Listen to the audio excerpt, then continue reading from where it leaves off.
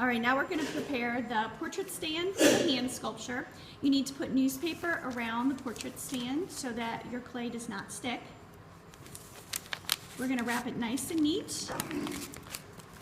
Just one section of newspaper wrapped around the portrait stand. And then tape the newspaper to itself so it stays.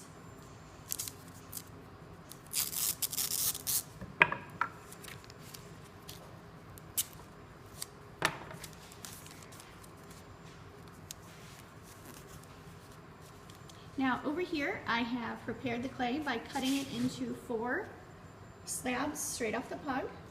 We're going to take the first slab and we're going to stretch it out a little bit so that it is a little bit longer and skinny, and you can just press it out with your hands.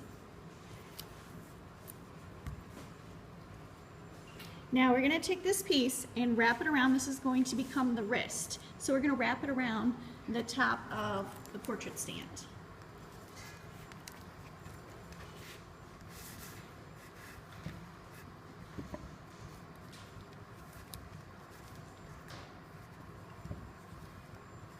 And you want to use the palm of your hand to push the clay around. You don't really have to do any scoring right now because the clay is so wet.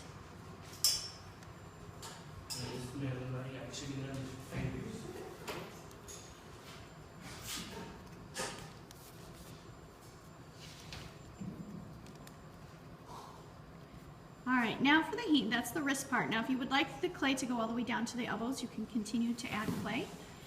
Or you can just make a shorter wrist. The next step is to make the part of the clay for the hand. You're going to take 2 of these slabs of clay and you're going to have to overlap them to make one longer piece and smooth them together.